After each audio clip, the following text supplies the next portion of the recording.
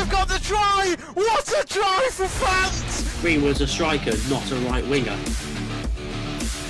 Oh, Bruno! Oh, it's 4-2. Lewandowski's got a hat-trick too, and it's in! And RB Leipzig has scored! Oh, and he has as well! Oh, it nearly went in! It nearly crept in! Hey, who? Not John. I don't think it's John. Oh, it's not hidden. It's 32-30! Oh my god! Wow! Oh, take a bow. I'm standing up.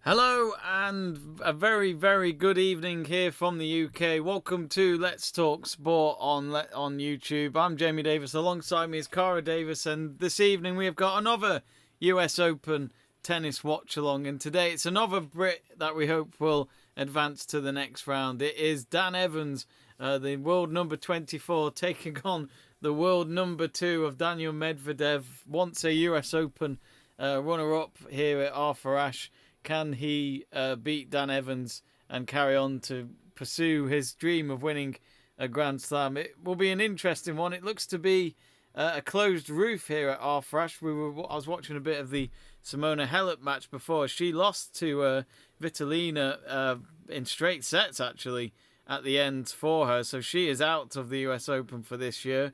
But it looked as though the roof was closed. I think the roof is still closed. So I'm not sure if I'm correct in saying this, but there might be a bit of rain in New York. But I'm sure we'll find out more details in a bit. But Kara, welcome back. Of course, it's been nearly 24 hours since Emma Raducanu had that fascinating straight set win. What have you thought about more of that win? Because, of course, she won't be playing Ashley Barty on Monday. No. If anything, she's got more of a chance now of going to the next round. Yeah, I'd say it's pretty wide open at the moment. Emma Raducanu coming in with great form, winning 3 matches in qualifying, 3 matches in the main draw, and Shelby Rogers has just beaten Ash Barty, world number 1, Wimbledon champion, French Open champion. So it's really all to play for in that section of the draw. So I've just been looking up actually to see who the winner of that match could potentially face. And it's either 11th seed Bencic or 7th seed Swiatek. So all to play for. I was going to say, because, I mean, this is the thing, isn't it? It's trying to start that run before they even play the next match. And it's so easy to look in the distance and think, who could they play and all that? But maybe we shouldn't speak like that. Yeah, I think we're looking at. I think I'm going ahead of myself there, but it's a good looking draw. I don't think I can call that match between Rogers and Raducanu. It's going to be a very interesting match, as is this one with Dan Evans and Daniil Medvedev. It's funny that they're showing the commentary box right now of Tim Henman and Jim Courier, and it's funny seeing them just basically put underneath how far they've got at the US Open. They basically may as well have just said they've never won it. Won a semi-finalist, won a finalist. But yes, Dan Evans, it's 31 now. And actually, I didn't know this. His residence is in Dubai, which I guess makes sense. I'm not sure. Maybe it helps with the getting used to the heat of some of the tournaments that they play in, like Miami, Indian Wells, New York. Yeah, probably tax reasons as well, because a lot of the top players are. I think they're like in south of France. Has got good tax. Monaco, so wherever the good tax is, usually the top players are living there or are residented there. It's funny. I've got a friend who I spoke to recently, and she told me that one of the great things about living in the United Arab Emirates is because of no tax, which I completely didn't actually know until recently. So yeah, when you said that, then it now makes perfect sense. But his best ever round he's ever got to at the US Open is the 3rd round, it looks like it says here, for Daniil Evans. So if he wins this match, it's even further than he's ever done. So, because this is a 4th round match, isn't it? So he's already done better than he ever has done at the US Open. But it's a weird one, isn't it, Carl? You'd think for players like Dan Evans, he's in his early 30s now. Sometimes you'd think the peak is normally in their mid-20s. But you do have players like Dan Evans who just seem to get better when they get older. Stan Wawrinka was a good example for that, and he's won 3 Grand Slams because of it.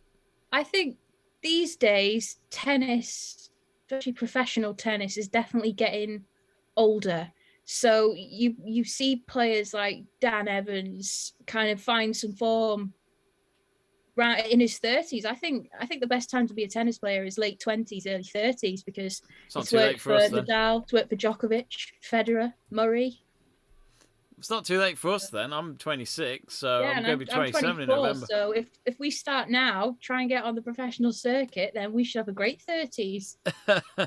Sometimes I need a bit of money pumping in as well. That as well. Yeah, it's not a cheap sport, that tennis thing.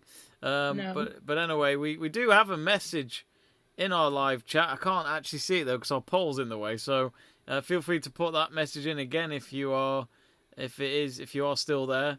But yeah, do get in touch, William folks. Bryan says hi. So Oh, hi, William. He was tuned into the women's game earlier that the football match that we did earlier today. Hope you're well, William, since then. It's only been a few hours, so. But yeah, Medvedev, was it last year he was a runner-up in the US Open? Got semi-final last year. Oh, was it semis? Okay. Yeah, semis last year. It was when wasn't he 2 sets up against Nadal in the final, and then he lost the final because he was definitely in the US Open final, but not last year, the year before, I think it was. I'll do some research. I've not had a chance to do any research today. That's right. You'd have done more than me. Valjevic from Serbia is the chair umpire for the match. It's a good thing she's not doing a Djokovic match. That would be very, very biased. But well, anyway, it looks as though they're just having their quick drinks just before they go back out on the court for good, as they've had their warm up. And Arthrash Stadium, not a full house, but it is an afternoon session. It's normally known to be more crowded in the evenings, and actually they're just giving us a quick shot of outside, and yeah, none of the other courts are happening right now because of the rain. So it is raining in New York in Flushing Meadows, and you can actually see the little vehicles going around the court right now trying to dry it up. So it looks as though we're ready to go. I think Medvedev is going to start the service, and actually this is their first ever meeting as well. So it's a first for both. Exciting to watch then. So Medvedev will start at the top of the court with Dan Evans on the bottom. Who are you going for, Kara? What's your prediction before we start? Oh, I mean, I don't want to dampen British hopes quite like the weather in New York at the moment, but I think it's going to be a straight sets win for Medvedev. He's in too good a form to lose this one, I think, but Dan Evans could surprise us. He's playing some great tennis. Who knows? Well, here we go then. It's Medvedev with the serve. It's back with him with the backhand, and Evans' backhand has hit the net. And that's 15 love for Medvedev. And me and Kara were saying yesterday how rankings are so much different with men's and women's tennis. We saw yesterday Raducanu beat someone who was 109 places higher than her, but that really didn't matter on the day. Evans, has he just gone long there? Yeah, he did. That's a shame. That could have been a point for him. Instead, it's 30 love for the Russian.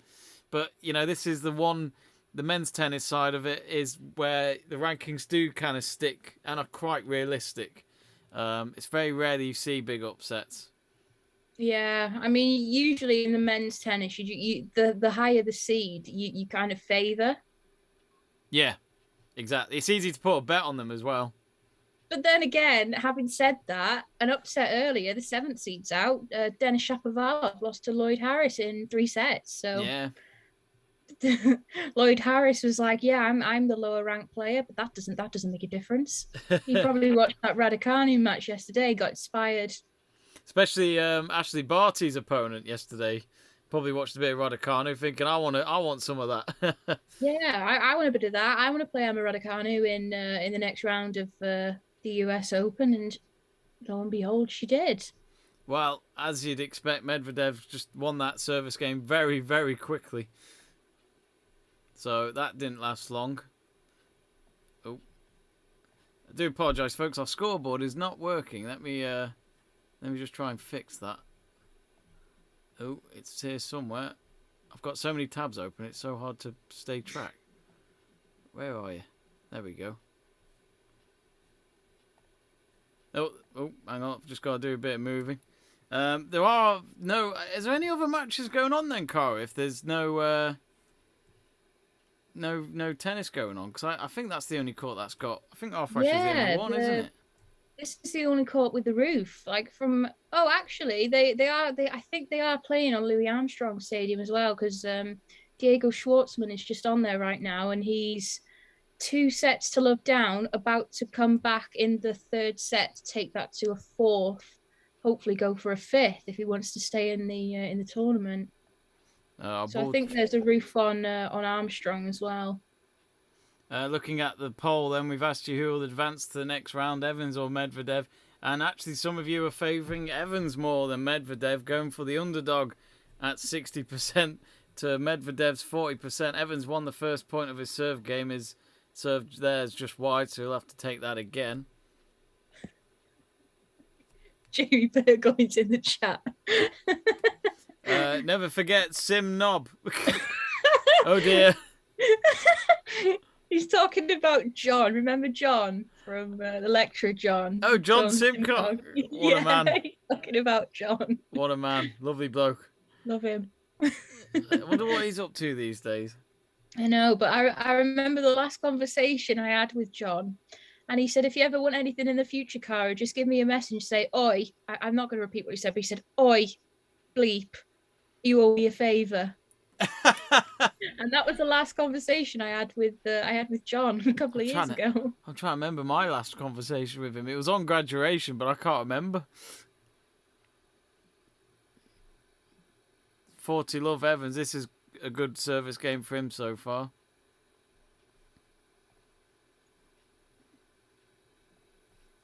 This bottom half of the draw, though, we saw the scoreboard just at the change of ends before the Evans service game, and this bottom half of the draw, it looks like it favours Daniil Medvedev. Yeah, because he's on the opposite side of Djokovic, isn't he? Yeah, so he knows the only time he could potentially meet Djokovic is in the final if Djokovic was to get that far. Yeah, and I think this is the thing. Medvedev can beat Djokovic. And I think a lot of people would favour or tip that to be the final. Medvedev... Yeah, it's looking the most likely at the moment. I mean, we saw Medvedev, didn't we, beat Djokovic at the ATP finals in the semis, and then he won the whole thing. He's got it in him. He has. And I think that was a statement, because we saw what he did in the summer 2019. He won quite a few tournaments in a row, and then it helped him get to the US Open final, which sadly he lost at the end. But it just showed that, you know, Medvedev winning the ATP finals might have just been a knock on the door to just say, you know, that wasn't just a spell for me. This is what my talent can produce on the court. Meanwhile, Medvedev's gone 30 love up on his service game, so it's 1 game apiece at the moment. But looks like it's normal service for both of them at the moment. That's a nice little backhand slice from Evans, but Medvedev had no problems getting to that in time. I think this is what we're going to see, though, early on in this first set. I think this first set is going to be tight. Yeah. And that's the thing, isn't it? Because it's all about how long the games are going to be in the opening set as well. Because they've both got the energy. It's whether or not they can all play 5 sets. Dan Evans is that one player I think willing to go that far. Yeah, I mean, well, his last round match, wasn't it? It was a 5-setter, I think. Yeah, he was 2 sets to love down against Alexei Popyrin. Went 2 sets to love down early on and come back to win it in 5. Final set tiebreak. Damn. So. And he's another one. He's just got nothing to lose. You know, he's one of those, Dan Evans, where he had a ban. It was a drugs ban. Was hit an all-time low, really, because of his reputation and the media, I'm sure, and all that were after him. Sponsors would have had meetings with him and probably told him we can't continue. You know, that means he's lost a lot more funding. But, you know, at the end of the day, the moment he served the ban, he's got himself up. He's just said, you know, I can play tennis again. There's nothing stopping me. And he's doing just that. Here he is in a 4th round of a US Open. And he's, you know, this isn't the only Grand Slam he's been getting decent at. He's had quite a few good tournaments in the last year or so. Yeah, during his drugs ban a couple of years ago, though, I think he was getting like counselling or something, and somebody said in the media, I think it was as Wimbledon was going on, he said his counsellor or psychiatrist said he was probably one of the angriest people he's ever treated. Oh, God. So to see him now get over that drugs ban, come back with a new attitude, and put in the hours training to get to these big stages of the Grand Slams is amazing. Full credit to him. Absolutely. Well, one of the kids in the stands was able to grab the tennis ball, and I think he'll get to keep it until the security guard tells him you've got to give it back. We've run out of tennis balls. Now, we have got the audio from the match now in the background, so that will make it sound a bit more better for you folks. 2-1 So yeah, Medvedev 2-1 up. Evans to serve next. It's one of those. I think if I had a ticket in this stadium, I'd be up for this match. Yeah, I mean, we've got Daniil Medvedev, who is just playing some great tennis this year. No, seeded 2, ranked 2, having the year of his life, and then we've all got Dan Evans really putting in the work this year on the courts, getting some great results. And he's got a really unique game style as well, which is why I like watching Dan Evans. Got that lovely sliced one-handed backhand. I think as well he makes up for Davis Cup as well, doesn't he, Dan Evans? I don't think you can go much wrong when Andy Murray was one of the best in the world. Dan Evans wasn't a bad replacement. If, for example, what was his name? Carl Edmund, when he was playing okay at the time, he would be there before Dan Evans. But having Dan Evans up there as well wasn't a bad idea. But Dan Evans is that kind of figurehead where he looks like someone I'd go for a pint with. He looks like he likes a few pints. Not that I'm questioning his physique, but he just looks like he does look like a brummie. He is from Birmingham originally. Yep. Solihull, I think Dan Evans is from. And he's swapped the rain for some sun in Dubai. Can't say I blame him. Still not bad though. He may not have won any Grand Slams, but around $5 million in prize money isn't bad. First seat available, please. Thank you. It just shows how hard it is. But even when you win a Grand Slam match, you can earn a lot of money. Yeah, especially if you've got a wild card or you've qualified for these big tournaments and you get to the first round. That money will go a long way because that will allow you to have your coach travel with you. It could allow you to travel further afield, to introduce more people to the team. So it's even more important for these qualifiers and wildcards to be going deep into these tournaments because that money can change their whole team. Basically, they can have more people. They can have more people to help. They can afford to get it.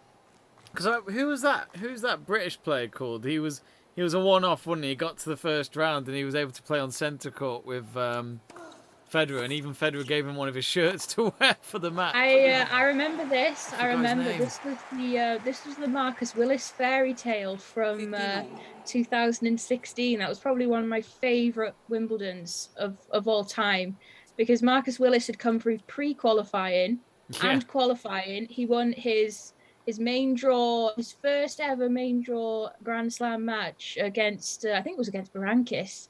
And he set up that second round meeting with Federer, and probably a great opportunity for him. I remember as well. I think he pretty much said that he made 60 grand or something like that just from that match alone, because of winning that first round game. And I remember they found some old footage of him on a Challenger Tour game, which was in an indoor area somewhere, no stands, no crowd or anything. Yeah. And this American commentator captures him drinking a Coke and a chocolate bar, like, during the drinks break. And he goes, "Are you kidding? He's drinking a chocolate bar and a can of Coke." And he goes, "I mean, honestly." He was, like, so degraded. He was so unhappy with the fact that he thought he wasn't taking him serious, but yet no one questioned Gael Monfils having a can of Coke now and then. Or Dominic Thiem, I think it was at the US Open a couple of years ago. Dominic Thiem because he's sponsored by Red Bull, and Dominic Thiem cracked open a Red Bull and got fined because it wasn't one of the sponsors of the tournament. Oh, for God's sake. I mean, it's ridiculous. I think I read somewhere the other day that someone got done for having a sponsored hat or something like. I can't remember. I can't remember if it's tennis or. Oh, I can't remember. But it's always because if you don't have the product from that tournament, you get into trouble, which is just ridiculous. Oh. Yeah. Oh, I thought for a moment Medvedev did a great return, but it instead doesn't matter because he has to take the serve again. Evans, he's in trouble here. It's break point for Medvedev. Oh, it was a double fault there from Dan Evans, and because of that, Medvedev is leading 3-1, so he's broken serve for the first time in this match, and not a good start for Dan Evans here, Kara. I mean, I think that's all Medvedev wanted, to get the break early on, because I think he knows that Dan Evans is a dangerous player. I don't know about you, though, Jamie, but I feel that Dan Evans and Daniil Medvedev are quite similar, because I feel like even in Medvedev's game, it's quite old-fashioned looking. Like, just in the way that Medvedev hits that backhand and even opens up for his forehand, and then we've obviously got Dan Evans' one-handed backhand and slice. I just feel this is classic tennis. It's oh, Dan Evans! Did he get it? Did he get it? I think he did. With his backhand. I'm waiting for the point to show up. Did he not? Oh, he must have got it. They're looking at the close call now. I think it was out. Oh, it was way out, actually. I thought he had it then. You'll see the backhand in a minute. Passing shot past Medvedev. I thought he got it. It looked great. From the angle that we're watching this at, from the stream that we're watching, it looked like it just got the outside of the line. But things look a lot closer when we're this far away. And of course, for any of you folks watching, in case you didn't know, there is of course no tennis line judges this year, so it's all technology. Becoming a regular fixture in tennis these days, especially on the men's and women's tour.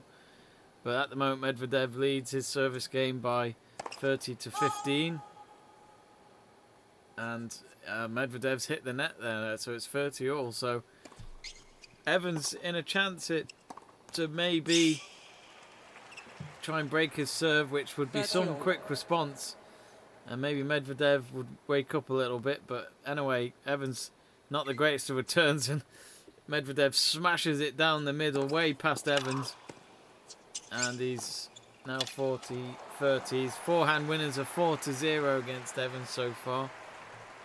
But despite the fact that Medvedev broke his serve already, more of you have still voted for Evans at 67% on our poll. If you haven't yet, do vote. Oh, Medvedev hit that long. And that's juice now, so a good chance here for Dan Evans.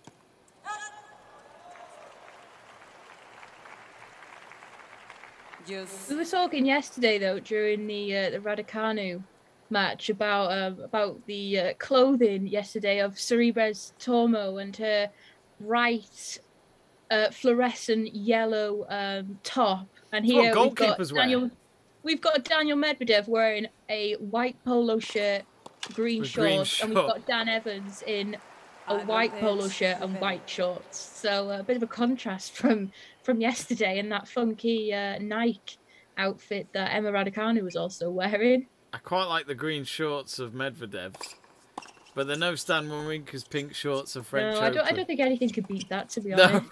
Yeah, they also came up with like black and white version of those shorts. I don't think Wawrinka ever wore them, but I think Yonex had made another different pattern, but no one wanted them. Not even I wanted that. I was like, nah, you can screw that. I want the pink.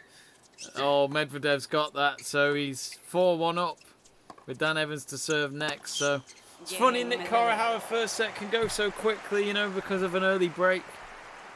Yeah, I think the only thing that Dan Evans has got to hold on to now, though, is it's only one break. The scoreboard looks bad at the moment because he's 4-1 down, but that's only one break of serve. Absolutely. Schwartzman is... Oh, he's in trouble, Schwartzman. He's currently 2-1 down against Van der Zandschulp. which at the moment Van der Zandschulp is on his way to beating Schwartzman. Schwartzman, he is so small. I mean, I can't say anything, I'm tiny, but Schwartzman is a tiny player, but he shows, he kind of covers that up with how powerful he is. Yeah, I think he was stood next to Riley Opelka, the American, at some stage, and Diego Schwartzman was literally not even just above waist height of Riley Opelka. He's I think Riley Opelka's the tallest man on the men's side of the game. He's way over 6 foot. Bloody hell. Well, Schwartzman, his country, Argentina, played Brazil in about under an hour's time in the World Cup qualifiers. So a big game for his nation in that, but I'm sure he'll be thinking more about, I need to win my game first before I watch my team playing the football. He's a big football fan, Schwartzman, actually. He does go on about how much he loves football. He said it was either that or tennis, and it seems as though he's better at tennis than football. But at the moment, it's Dan Evans who'll start the service game. He needs to get this win in this next game, otherwise I think this first set is going towards the Russian. Of course, you know, we saw yesterday Djokovic, he had that first set taken away from him by Nishikori, so even though he got the win at the end, it just shows that there can be moments for these players in the second week. Yeah, and it's best of 5 as well, isn't it? So anything can happen in a best of 5 match, and Dan Evans is a great example of that, having come back from 2 sets to love down in the round previous. So it doesn't matter who wins the first set; it's all about who wins the final one. Absolutely. I think if this was best of 2, if this was best of 3 sets, you'd probably favour Medvedev. I know I've tipped him to win this, but 5 sets is dangerous. Especially with how much it can take out of you. And this yeah, match is... I wonder how Dan Evans is feeling after coming back from 2 sets to love down the other day, how he's recovered from it. I mean, this match is so different as well because it's an indoor match, which changes their preparations a little. Yeah, like there's no elements to battle with the roof closed. There's no wind, there's no sun. The only things that you've got to contend with is obviously the amplified noise and the echo and the lights. Well, beautiful backhand from Dan Evans there. Medvedev did get to the end of it, but he hit it wide. So it's 15 all. Stunning backhand though, especially when it's over the top of that. There's so much speed and spin on it. It's great to watch. Yeah, it's all about rattling your opponent when you can, and he certainly did there. But this court has been more Medvedev's over the last few years than it has for Dan Evans. I mean, I'm not even sure how many times Dan Evans has played on Arthur Ashe. There's probably a fact or stat somewhere online, but yeah, this is the first time I've seen him play on it. Yeah, I think this is probably the first time I've seen him play on there as well. I might be wrong, but I'm sure Dan Evans has played Federer on here. Oh, that's a good shout. Yeah. Yeah. I can't. He has played Federer, but I can't remember which Grand Slam it was. And normally when it's Federer or Djokovic, it's normally on the main court. Oh, Dan Evans has just hit it wide, I think. And because of that, Medvedev's 30-15 up on Evans' serve. This could end so badly in this opening set for Mr. Evans. I don't think this was a position he expected to find himself in so early on. No, I wasn't expecting it either. Dan Evans. If you're hearing a bit of hammering, there's a bit of housework going on, so apologies. Can you hear that? I can a little bit, yeah. Damn it. I thought you were banging this table. I'm literally just watching the feed that we're on, and all I can hear is like... I thought it was you banging the table or something. No. No, I'm just angry because Dan Evans is losing.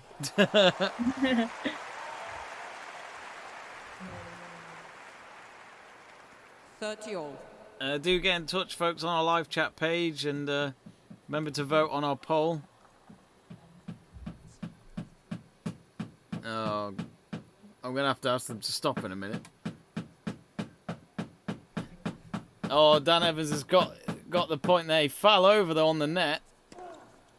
Hopefully he's not injured. I think he's okay. I'll have to see the replay. I'm not really sure what happened. Did he go over the net? I mean...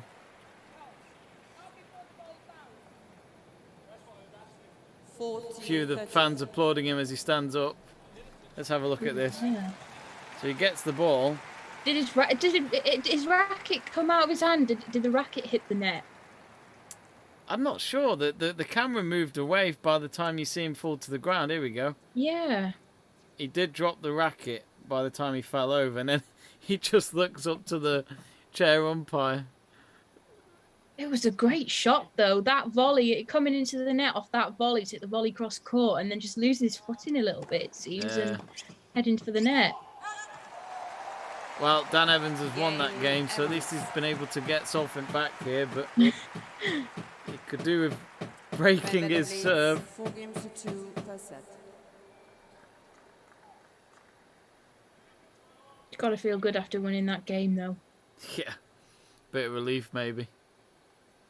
Didn't want to go down the route of Raducanu's opponent.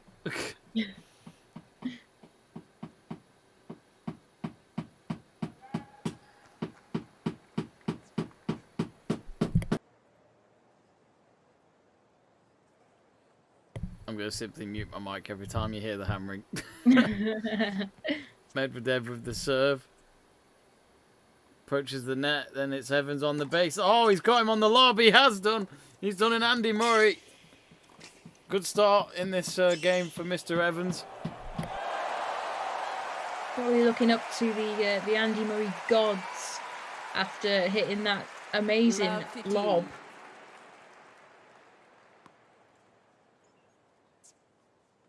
So deep into the back of the court.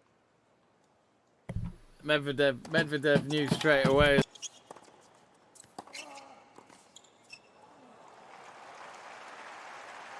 Hang on a minute, Cara. I'm going to find out what's going on here. Okay, I'll take over. Hi, welcome to the Kara Davies show on Let's Talk Sport. We're watching Dan Evans versus Daniil Medvedev in the round of 16 of the US Open.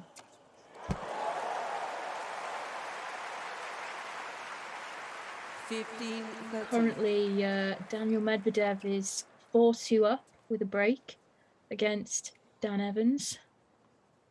And a brilliant return of serve from Dan Evans. Serve going out wide to Dan Evans' forehand from Medvedev. Dan Evans simply just hits it back down the line. Brilliant shot. I think that's if Dan Evans can make a few more returns, put a bit of pressure on the Medvedev serve, he's got a real chance of getting back into this match. Medvedev comes into the net with a smash. Dan Evans replies, hits a lob, and it didn't quite make it over the net. So 30 all on the Medvedev serve. 30 all, 4-2. 40-30.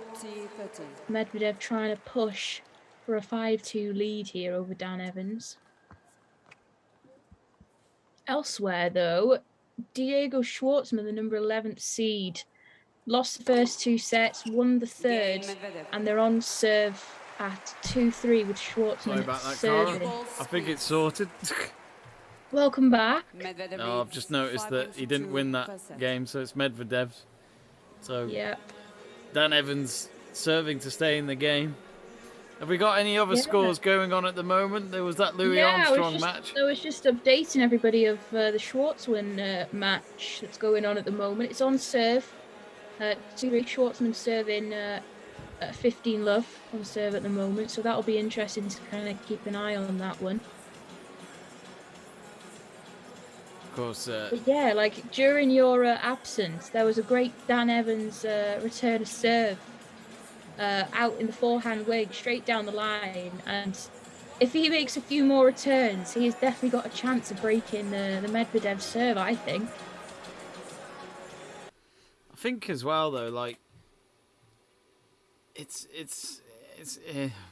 I think Dan Evans is one of those that probably doesn't mind losing the opening set because he's just trying to get in the groove, if that makes sense.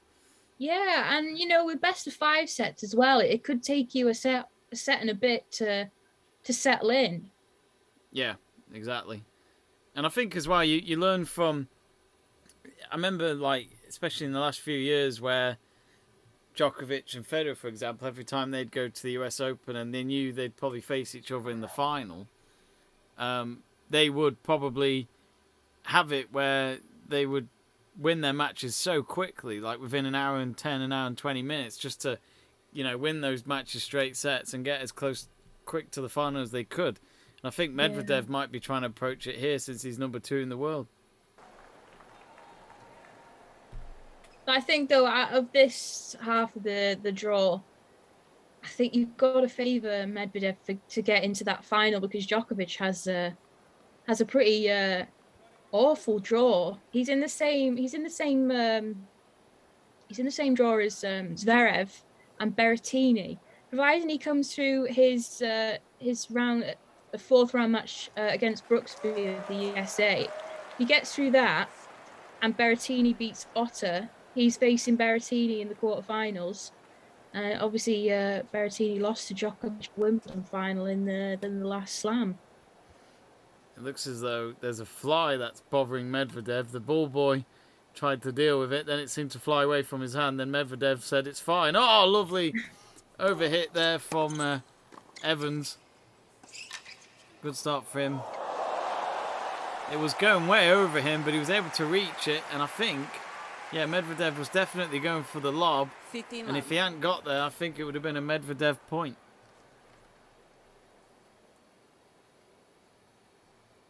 All he can do is win this service game and see what he can do in Medvedev's next service game to try and stay in this set. This is probably the most cliche thing you could hear in tennis, but you've just literally got to take this just 1 point at a time. Don't think about what if I lose this set, what if I don't win the next game. You just got to think here and now in the moment, what am I going to do during this point? Yeah. What am I going to do to push my opponent to hit the extra balls, to make them make the error instead of me? Yeah, absolutely.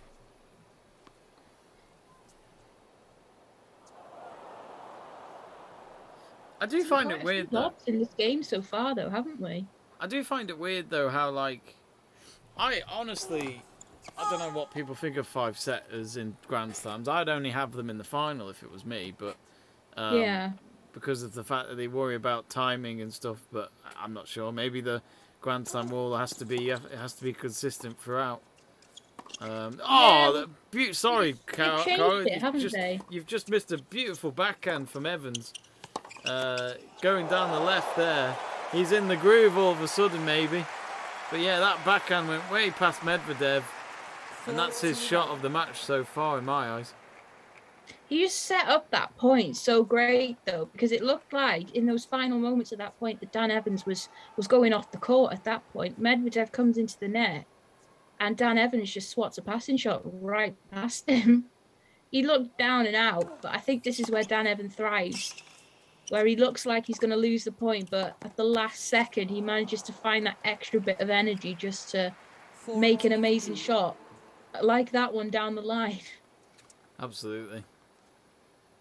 In case you're wondering, folks, it's 2 in New York. It's raining outside, it looks like, so hence why there's not much tennis going on apart from Arthur Ashe and Louis Armstrong Stadium all in action. And Dan Evans' first service there has hit the net and gone past the box. They'll have to have a second serve.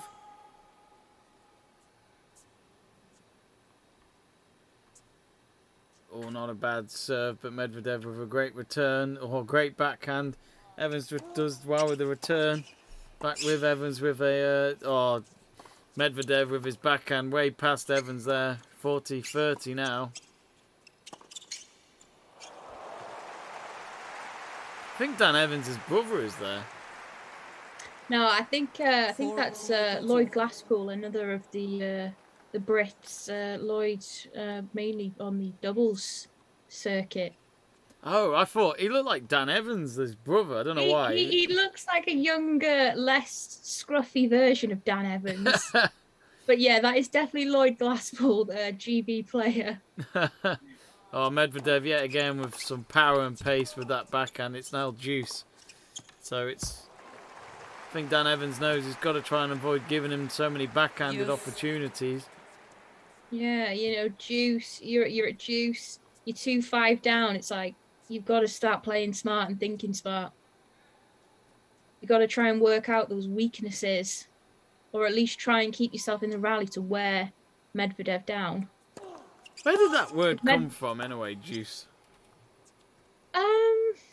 That's a very good question. I mean, Juice. I'm gonna look up the. Let's do a Susie Dent. I'm gonna look up the origins of the word.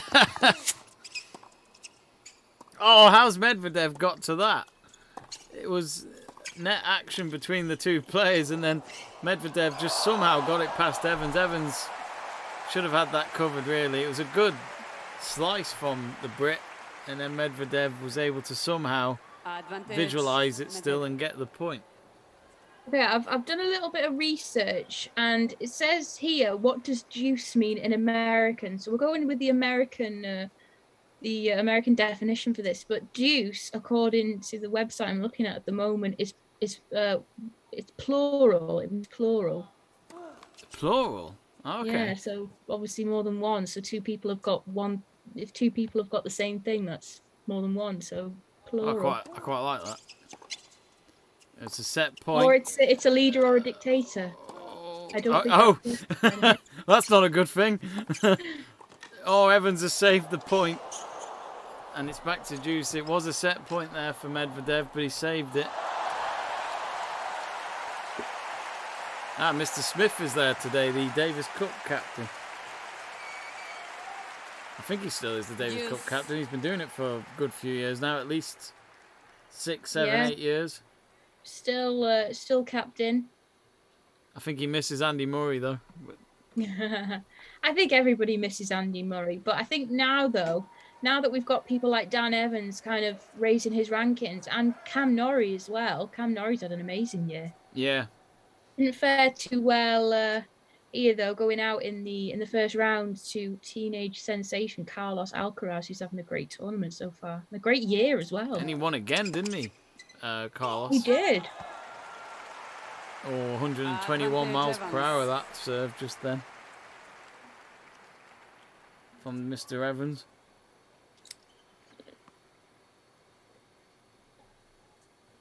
A lot of people quiet on our stream today. Do get in touch, folks. There's still a lot of you, still more of a vote for since, what was it, a lot of you going for Dan Evans still. Well, he saved the set.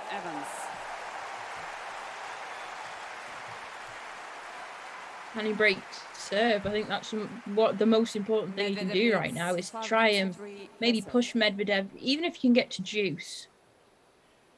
Who knows? On the Medvedev service game. Well, he's serving for the set now, the Russian.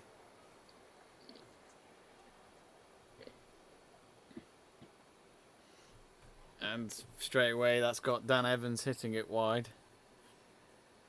But you do feel, though, with players like Medvedev, I'm not saying he's got a long time to try and win a Grand Slam, but you do feel that when you're in patches like this, you don't know how long you're going to be up there for. No, I think you never know when your career could end.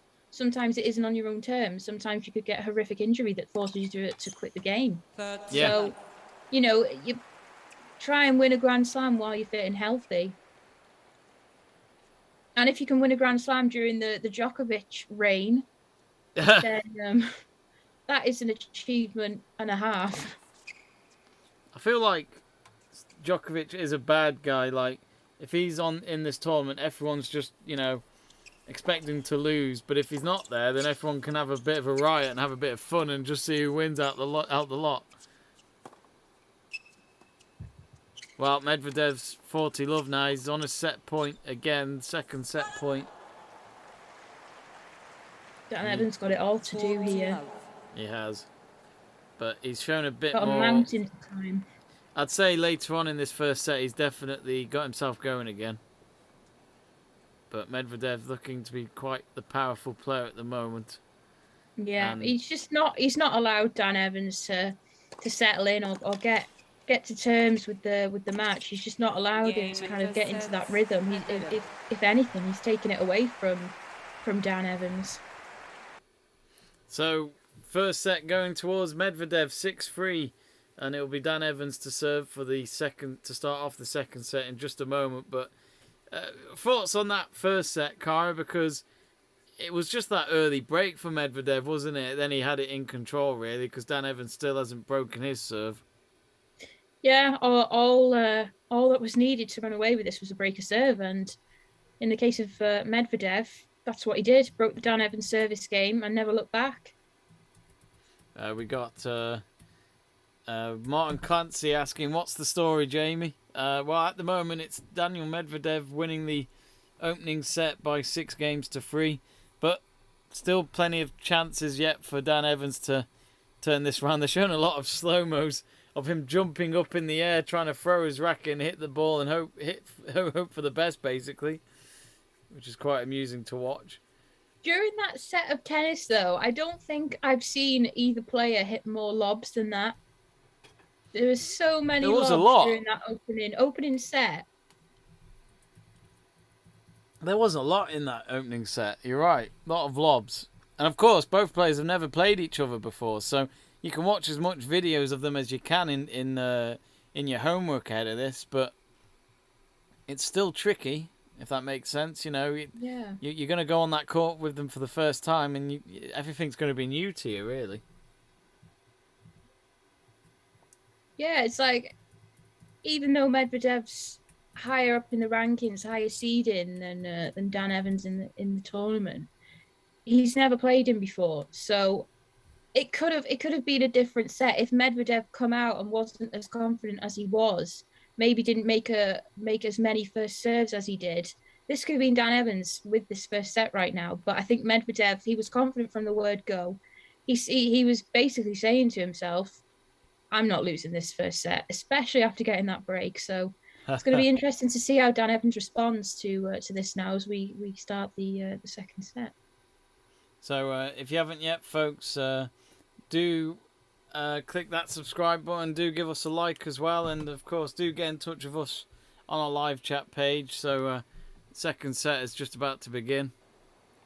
Dan Evans to serve from the top of the court. Medvedev at the bottom to receive it. Oh, and Evans didn't get that look there. He hit the top of the net, but it landed back on his side. So, love 15. Love 15. I think really, Carl, it's trying to make sure you're not 2 sets down, knowing that you've got to put in everything then. Yeah, but I mean, Dan Evans did go 2 sets down a couple of days ago, and he come back from it. So you do kind of got that confidence. You do kind of watch these players sometimes. I think, why do you always go down this route? Why do you make it so hard for yourself? Kei Nishikori is the first person who comes to mind. Yeah. Juan Martín Del Potro is one of them for me as well. He makes it the longest matches of all time, I'm sure of it. Oh, he's done it again. Evans, he hit the net again and it wasn't on his side. Hit the tip, but it's love 40. So already here, Medvedev on a break point. Yeah, not just one. He's got 3 chances to break. Not ideal for Dan Evans and any Dan Evans fans watching. He's got to try and save it here, and he doesn't. He hits the net, and that didn't take long. So Medvedev already 1 love up in the opening set with his service game still to come. But this is the thing, as I said, Kara, Medvedev will not think too much of his opponent. He will just think, look, every opponent's the same as long as I give them my best. And, you know, I do think we are saying this now. It is set up for a Medvedev-Djokovic final as far as the rankings are concerned. Yeah, I mean, that's what you look for. In this stage and with the seedings and the rankings, you do expect to see the number 1 and number 2 in that final, and it just so happens to be that they're in opposite sides of the draw. Yeah. But I'm going to put this out there now. I'm going to say this. I don't know how confident I am in saying this. I don't think Djokovic is going to win. Oh, really? I don't think Djokovic is going to win the US Open now. I do think there's a lot more pressure on him because it's a Grand Slam, and also as in to do a calendar year of Grand Slams. Yeah, well, he missed out on the Golden Slam because he missed out on medals again. Yeah. At the games in Tokyo. The Olympics just don't like him. The best he's No. ever done is bronze, which was 2012, I think, the last time he got a bronze. Oh, good backhand there from Medvedev to make it 15 all. He's not messing around. I think Medvedev will want to get this out of the way quick. Yeah. Quick match, quick recovery time for his next round if he's to get through this. I He mean, wants to be as fresh as possible. If predictions kind of go as they are, if he is to face Djokovic in that final, he wants to get there in the least amount of sets possible. absolutely. 14-15. And Medvedev, I do think this match favours him more because it's more of an indoor match. And Yeah. he loves indoor matches. I mean, he won Paris last year, the Paris Masters, just a couple of weeks before he'd win the ATP finals. So it shows that he is a bit of an indoor specialist in my eyes. Game Medvedev. And he has won that game, so it's 2-love with Dan Evans to serve. Medvedev leads 2 games. Of to course, we love. want to see a two-sided game. We don't want to see a one-sider, not like yesterday. But me and Cara are hoping that Raducanu's on at a reasonable time for us in England tomorrow. You know, not too late in the night, so that we can watch her try and get to the quarterfinals, Yeah. which would be one better than what she did at Wimbledon, but she has to win that match first. I mean, Oh. to back up that Wimbledon run, 4th round at Wimbledon, backs it up with a 4th round at the US Open. Yeah, I mean, this has been the last few months have been career making for her. She is probably the most talked about sports person in Britain at the moment. yeah, I think she's definitely going down that route. Maybe even win Young Sports Personality of the Year. Yeah. I think that's still a thing. Oh, Dan Evans, not the best there. Medvedev gets to it. Medvedev, no problem. He's just got that pace to make these points still. Dan Evans trying to challenge him with the slices, but Medvedev's up for any rally, that's for sure. Yeah. How would you think, Love 13.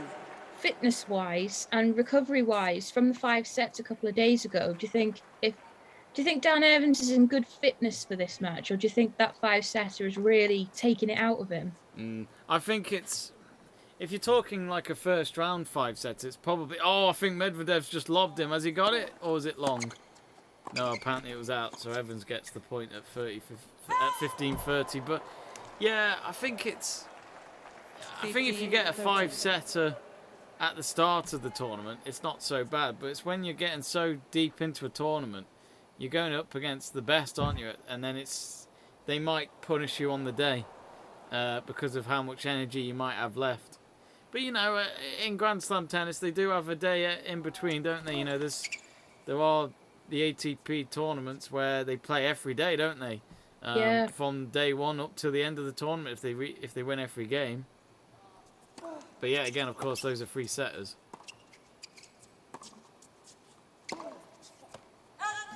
We got Greg Livingstone asking, is Rafa Nadal playing? If so, he will win.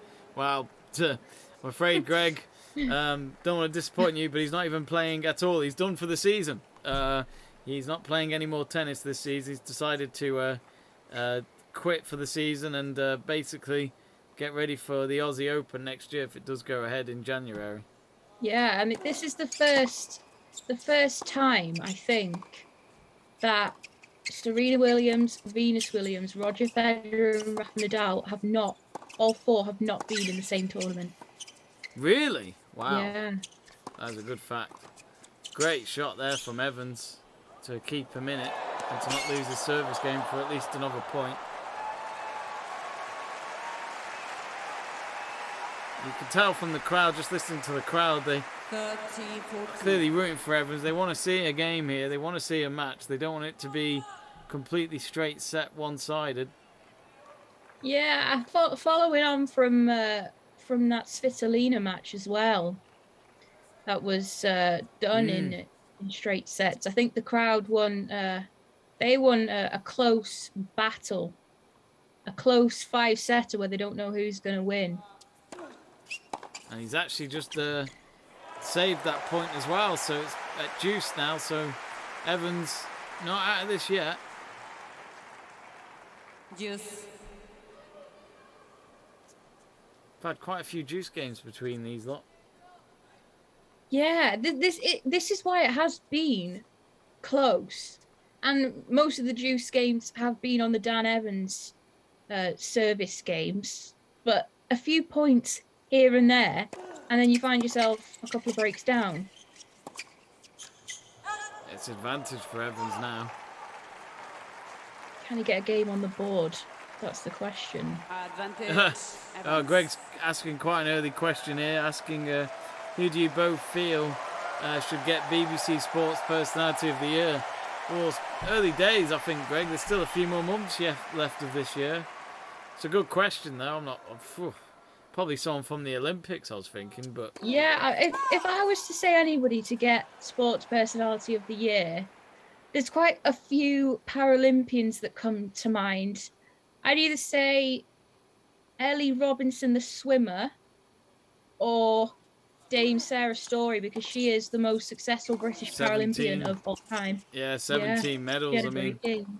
I think she'll definitely at least be on the short list. If not, then there's something wrong with the judging If she's panel. not, I'll riot. I will riot. I'll start a petition. Well, it might be Emma Raducanu, Greg, if she wins the US Open. I'll throw Jason Kenny into the mix as well. Jason Kenny, yes, the most cyclist. successful. Yeah. Game. He had, Successful British Olympian of all time. Yeah, the Kennys had a great Olympics. Laura Kenny, formerly known as Laura Trott, and Katie Archibald winning gold in the first ever women's Madison. I mean, Yeah. that was a great final. I enjoyed watching that. I've probably watched it about 6 times. Which final, sorry? The final of the women's Madison. Oh, the at Madison, Olympics. yeah. It was great final. I didn't mind the Tokyo Olympics. The only thing I hate about it when it's in a different continent is the time zones.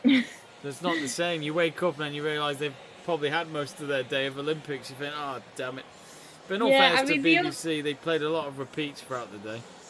The only time that you can enjoy the Olympics live, as in Tokyo, is if you booked the entire time off work and just messed up your sleeping schedule. I remember, some of the presenters they had John during the night. I can't remember his name. Who's good friends with Prince Harry. JJ Chalmers. I love that guy, but I always felt sorry for him because he always had to do the night shift. So he'd start the graveyard shift. The graveyard shift. He'd start it, and then he'd probably be done at 3-4 a.m. While Jason Mohammed only had to do a 2-3 hour shift in the afternoon when the Olympics were done for the day. But no, it was a great Olympics. It was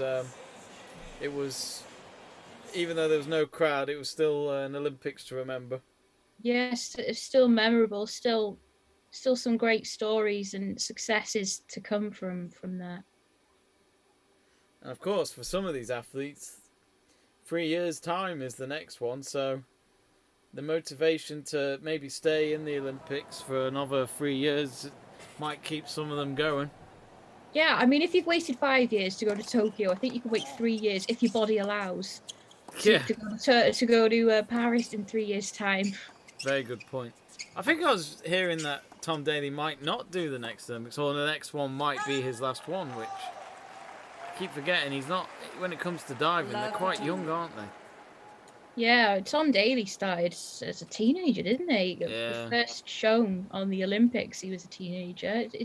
I still find it quite hard to believe that he's now an adult. I still think he's, 18. I think as well with Tom Daley, it was a nice moment when he finally won gold medal, because I must admit I never thought he'd ever win one. I didn't think he was good enough. Of course, it was a pairing competition, but it doesn't matter. Gold medal's a gold medal. Exactly. It was good for him to get that. So you could see why maybe that was his last Olympics, because he's finally won a gold medal. He's finally got that pressure off him. Yeah. But at the same time, it's like I want to defend my gold medal in the pairs event. 15, I was happy for Johnny Brownlee Yeah, getting gold. in that mixed triathlon, I really enjoyed that event. thought it was stayed great. up to watch that. It was amazing. I enjoyed it from start to finish. Especially, triathlons are great, but yeah, the mixed one was brilliant. That was the first time it had been shown at the Olympics as well. Same for the mixed relay swimming team, 30 all. Yeah. which was also a great event. It's nice to see mixed sport finally make it in events like that and to Olympic level. I think they should have that in the Davis Cup, though. I think you should have at least a girl in the team, but the girl plays the girl, if that makes sense. Yeah, that would be interesting. So if they played one ladies singles, one men's singles, one ladies doubles, one men's doubles, and one mixed, 40, 30. that would be that would be actually a good thing to kind of pitch to the Davis ITF, and, yeah. They'll probably steal it and say it was theirs. Yeah, well, you've got it on tape, so On should try and, September 5th. try and copyright that idea as soon as possible. Well, it's 3-1 to Medvedev. Back to tennis. Yeah, back to tennis. I feel like the score was going to be bigger than that when I just checked it now, but it's Dan Evans to serve next. So, yeah, Medvedev in control at the moment in a bid to make it 2-0. Yeah, he managed to push him a little bit in that service game, getting to 40-30, well, 30-40 from Dan Evans' side. So Dan Evans managed to get to 30 on that service game, but not quite good enough to overcome the Medvedev serve. Oh, I think Medvedev's he's just done a great return there from Dan Evans' serve, and he's waving his arms to the crowd to just say, come on, let's make some noise. I mean, it is a great shot. Oh, right on the line. No chance for Dan Evans. That's the return of the match so far. The return speed was 98 miles per hour.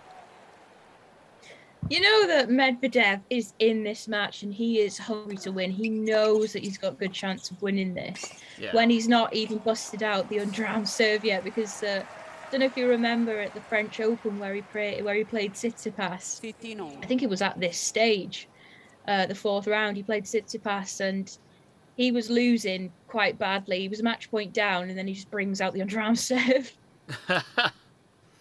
Oh, Dan Evans, good return there. And it's 30-15. But Dan Evans looked like he had a few words with the coach before, like with quick hand signals or something, to just go, it's not happening for me. What am I doing wrong? Yeah, how can I beat this guy? How can I at least break his serve just once? Especially as a coach as well. A coach will probably say to him, "Look at the rankings. 40, That's why."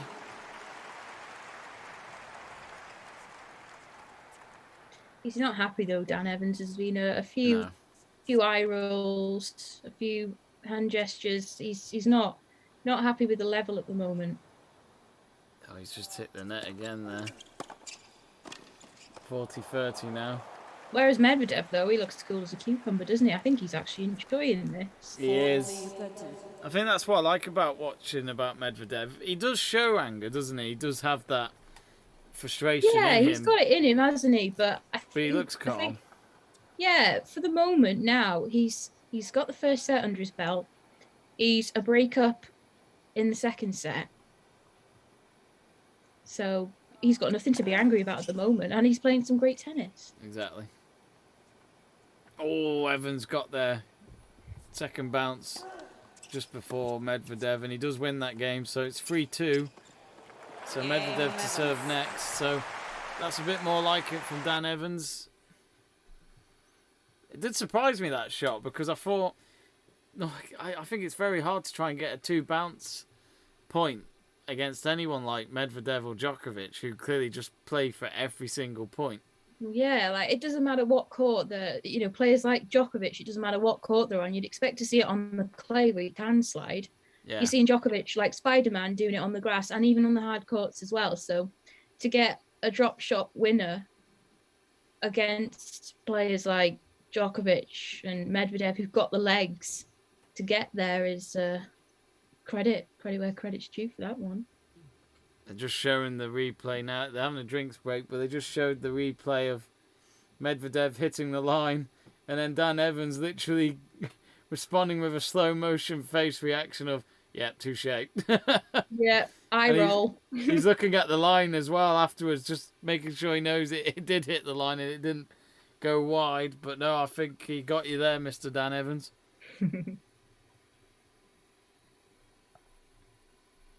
So do let us know, folks. Wow, our polls changed completely. It was Dan Evans leading it. Now it's 50-50. So Dan Evans 50%, Medvedev 50%. So not good for Evans fans because they're starting to lose faith in you, mate. You were leading the poll when this stream and match had started, but it's all changed. I think now people have seen that the first set was over in quick fashion. I think a few people coming in and voting in the poll have thought, yeah, I think Medvedev's going to win it. It's quite a good rally going on here. Evans on the net, Medvedev on the baseline, and Evans strikes it over his head down to the left, and he takes the first point of Medvedev's serve here. Now he's winning. He's got a point to win. The first point of the Medvedev service game, and he's winning. Oh, Medvedev's hit the net as well, so it's 30 love. Sorry, love 30. Window is starting to open for Dan Evans now. Love 30. So Medvedev with the serve. Oh, straight down the middle. That's an ace to add to the tally. 15-30. Dan Evans a little frustrated with that. I don't know how he can be. It was a hell of a serve. And he's done it again down the middle. This is where Medvedev can get out of trouble, though. Yeah. Using that serve 30 to get him out of trouble. It's almost like 30 down, manages to pull out the big serves when it matters to level up. it's almost like, you know, the first 2 points. Then he's kind of like, what am I doing? And then he takes the serves again. He goes, that's how you do it. It's like the first 2 points didn't happen. Yeah. Yeah. Love 30 down. You could panic and lose the game, or you could hit 2 great serves to get yourself back into it. To respond like that with 2 aces is pretty impressive. Medvedev with the serve. Evans does make the return. Now with Medvedev down the right-hand side of Evans' side of the court. Medvedev strikes it down. Oh, and Evans does get there. Oh, and he's hit the net. And Evans, as he fist pumps the air, he's currently on break point. He knows he's got to take this. This is, as Kara said, the window's open. He hasn't won any break points yet. I think this is his first one, isn't it? It is, yeah. His first break point on the Medvedev's. Sorry, I'm eating Pringles. I'm starving. Oh, slow second serve by Medvedev. No problem for Evans to get. This is a big rally. Oh, nice slice there from Evans. And Medvedev hit the net, and it's 3-all. And he points towards his coach. Or was it a fan? I'm not sure, but yeah, he's in this. All it takes, though, in tennis is one lapse, a lapse of concentration, or a few sloppy points here and there to let your opponent back into the game. And he has done that. I mean, it'd be annoying, wouldn't it, now, to win the service, to win against your opponent's service and then lose this one. Which can happen. Yeah, I mean, it's not a break without a hold, is it? No. He's just gone wide with his first serve. Oh, it's double fault. And he's straight away angry with that. Love 15. I was only joking, but he's probably heard me. That's his second double fault of the Lovely. match. It's interesting to see, though, we just saw some stats a couple of minutes ago to see that Dan Evans was hitting around about 50% slice in the first set, and he's now up that to 90% in the second set. So he's reverting back to the slice and relying on that a lot more than what he did in the first set, trying to change things up, trying to upset the rhythm, trying to keep the ball low down. I think that was another double fault from Evans. It was love 30. Dan Evans' turn to go love 30 Love down 30. in the service game. I do Right off think the back of that break. he does look like he needs to be a bit calm. His body language says to me he's trying to rush it. I think he's thinking about it too much. He's getting Yeah. inside his own head. He really wants to blow up here, and I think all he needs to do is just get that out of him. I mean, You here can we see are. if you looks, he doesn't look happy.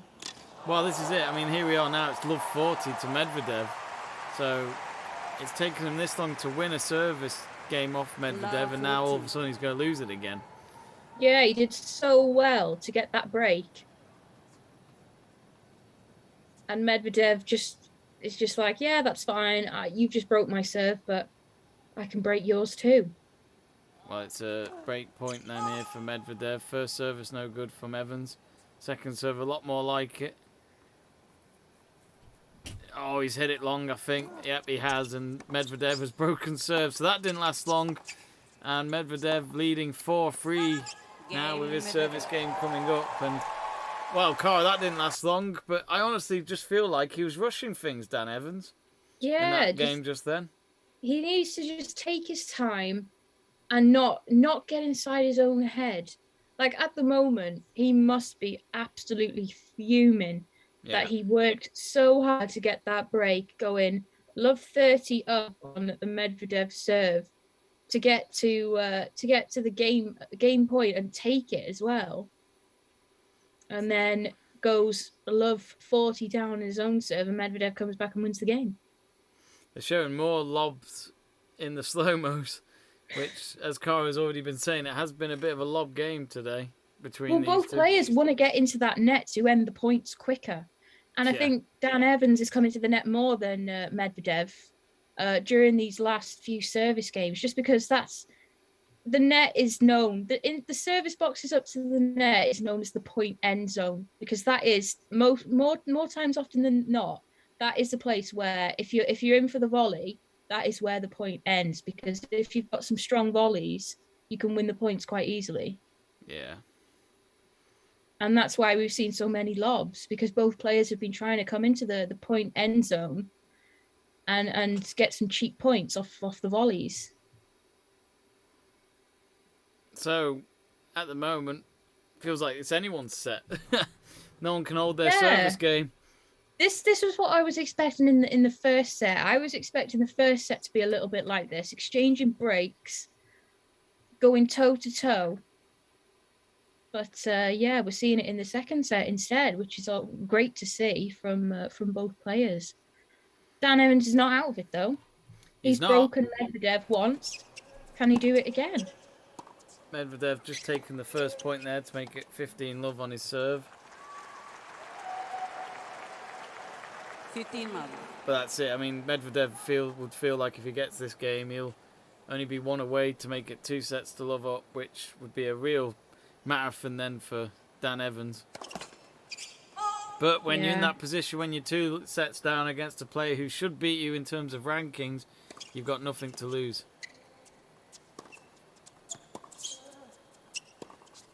Yeah, I mean, in most cases, though, like, Dan Evans could look at it from 2 points of view. He could think, I've got every chance to win this match, but he is a much ranked higher opponent. So that could encourage Dan to kind of swing freely, let loose a little bit. That's a bit more like it from Dan Evans. He's got a point there, making it 15-all. That last rally was 20 shots. He made Medvedev go the wrong way. But the slice past the net from Medvedev, I think he knew straight away it wasn't good enough. He's the dark horse, though, Dan Evans, in this match, because I think everyone's forgetting that he has beaten Novak Djokovic this year on clay. Yeah, on clay, yeah. Which is Dan Evans' worst surface.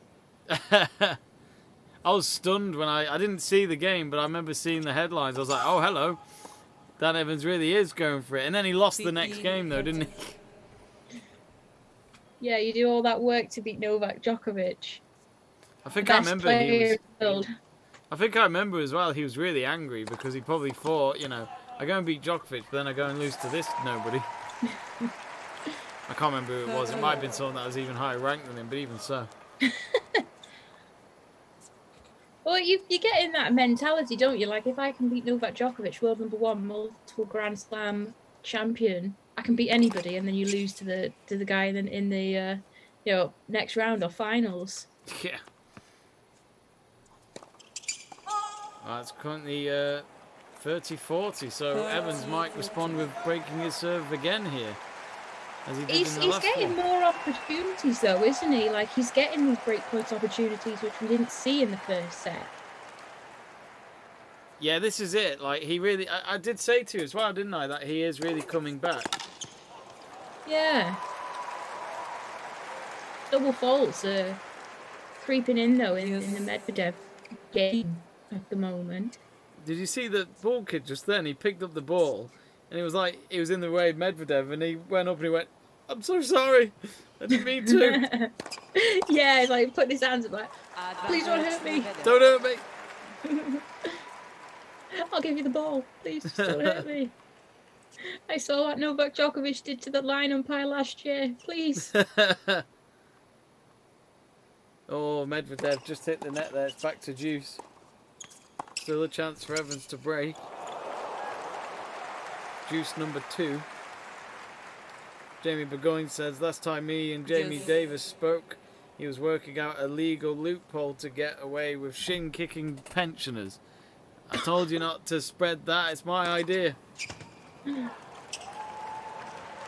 Got nothing wrong with pensions, but got shin kick someone.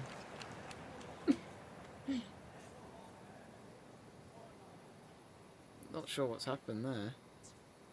Ooh, we've got news from the Schwartzman match, who the Schwartzman could be the next round opponent for either Evans or Medvedev. He's just levelled at 2 sets all. He won. He lost the first 2 sets, 6-3, 6-4. Come back, won the second 2, 7-5, 7-5, and they're about to start the final set. Interesting. You'd think maybe Schwartzman might just get through that. He's got the confidence now, though. He was sets to love down to come back and win 2 very tight sets to level up. It's back to deuce. Medvedev had a word with the chair umpire just there. I'm not sure what that was all about, but clearly not Yeah, he happy wasn't about happy with something. something there, was he? Yeah, I'm not sure what's happened there. But little things like this might favour Dan Evans for him to be rattled. Yeah. Dan Evans, he hit the net and he's a bit annoyed with himself as Medvedev approached the net. I think Evans thought maybe he should have tried to lob it. And he threw the racket on the ground and it bounced back up to him. I always find that amusing.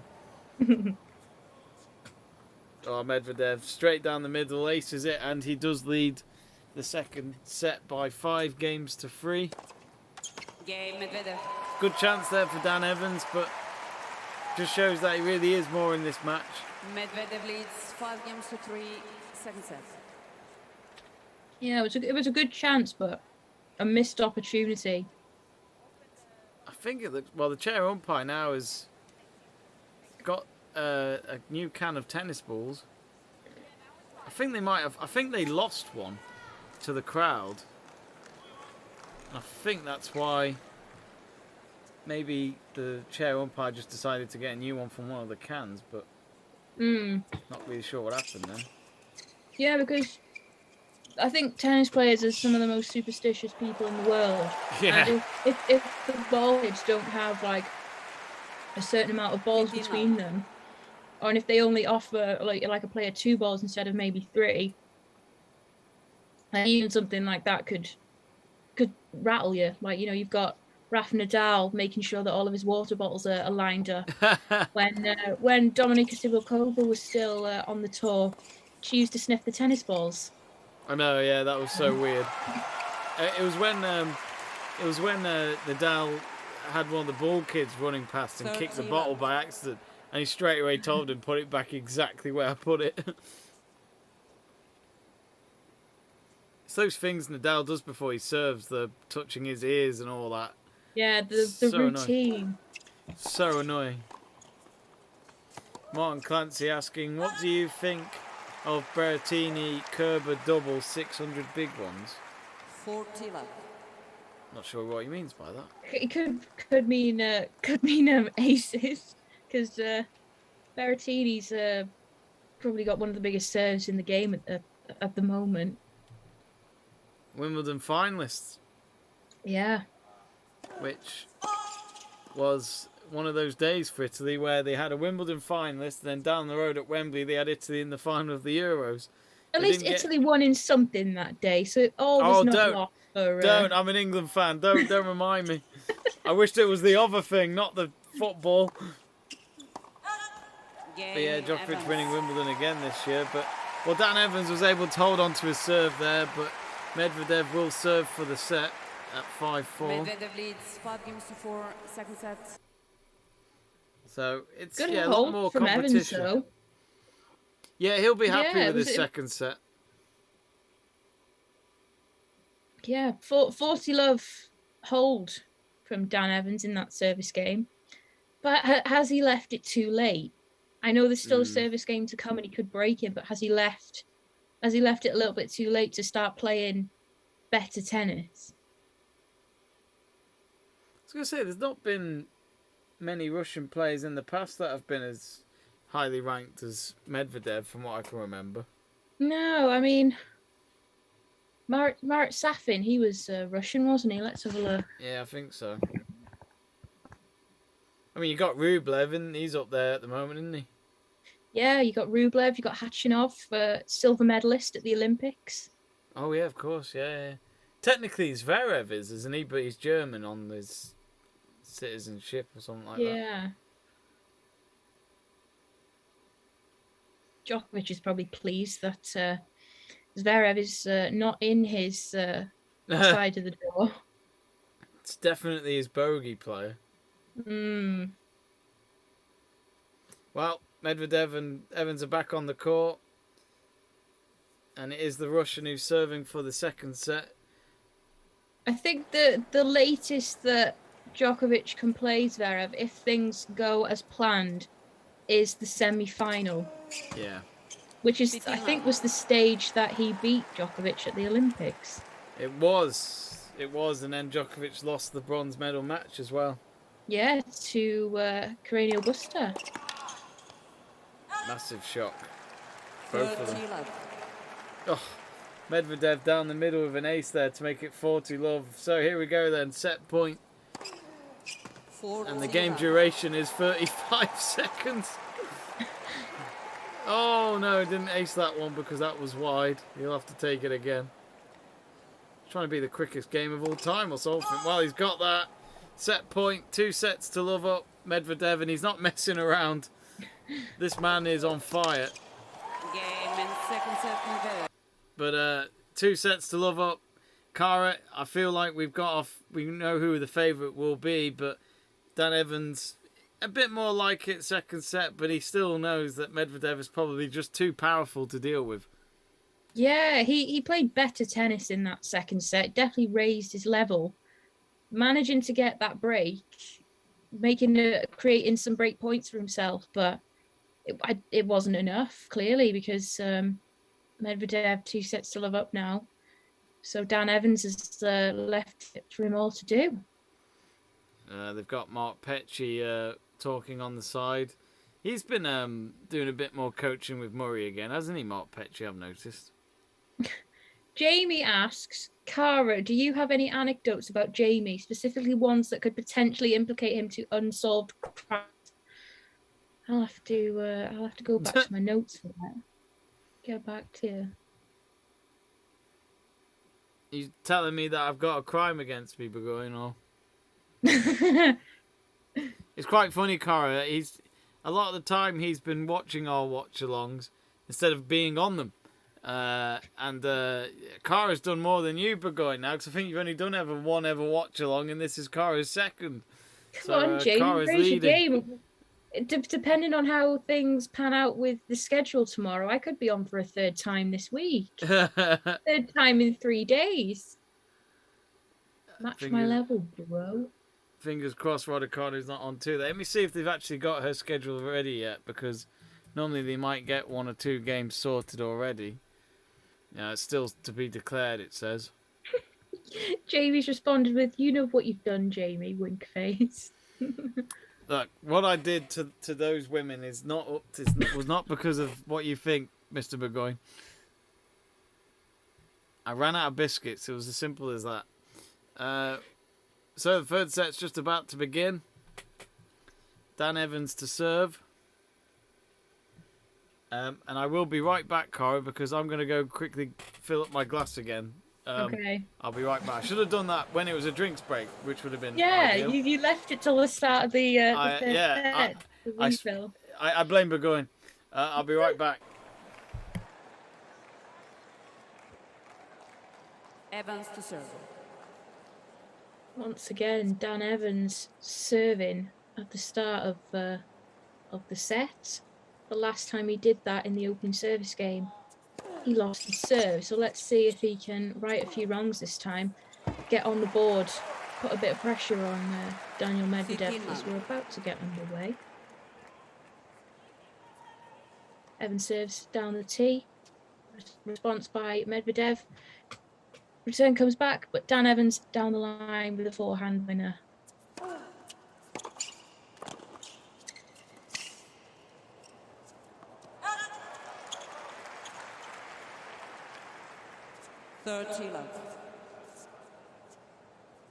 Serve out wide from Dan Evans, return from Medvedev. Dan Evans is at the net, a lob from Medvedev, which is long. 30 love on the Dan Evans serve now.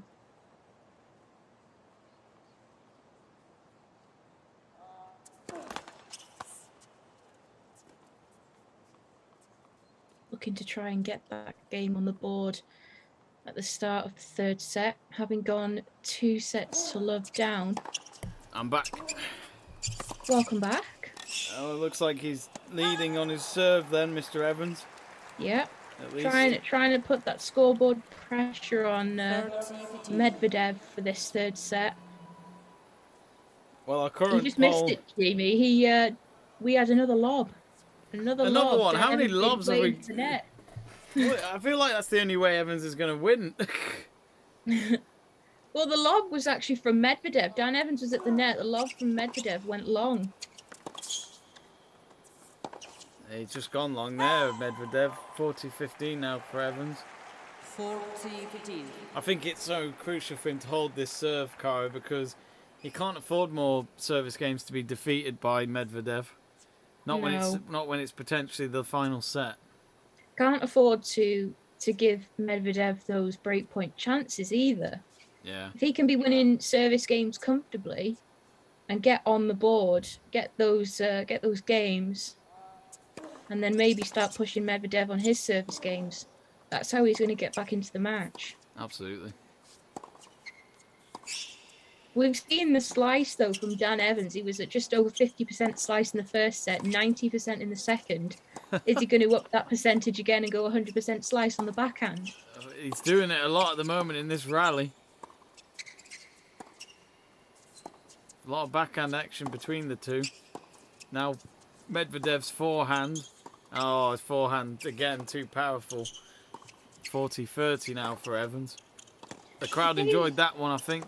Yeah, the thing is with the slice, though, that we've seen quite a lot of slice in just this opening service game of the third set. If your slice is low and doesn't kick up, then you've hit a good slice. But this is a hard court. You've got to have a very good slice so it doesn't sit up to allow it to get into the Medvedev strike zone. Funny enough as well, that was the longest rally. 28 so far. And it's taken until the first game of the third set to get there. Ooh, no. I remember once watching... Oh, that looked out, but they still carry on. I thought Dan Evans hit it wide, but it doesn't matter. He's struck it home, and he's 1-love up in this third set, which is very crucial. He knows he's got to... Aside from when he broke in the second set, I think this is only the second time that he's been leading the match. Yeah. It is, yeah. Winning that last point, though, at the net... He saw that Medvedev was in a tricky position at the back of the court and decided to take advantage, ending the point of the net. No lob that time. Medvedev was nowhere near it. I mean, if you love your stats, it says the average rally is 4.9 shots. So, you know. So Medvedev about to start his service game. He ain't messing around. 15-love for him. Yeah, as Kara said, he does look like he just wants to get this done so that he can rest up as much as he can ahead of his next round. If he goes through, of course. Another ace. Dan Evans didn't even move a muscle. We'll have to count how many aces he's got because he's got quite a lot at the moment. He's got 12. It's just come up now. Medvedev has 12. Evans has 0. And now 40-love. Medvedev, his service game is so quick, it's nearly as quick as his last one, which probably only went on for a minute. 40-love. But even then, when Evans tried to strike a really good backhand, Medvedev had no problems reacting to it. Yeah. Evans hits it out the court, and that's that game done already. And Kara, I always say the quicker you can be with your service games, the more confident you look compared to your opponent.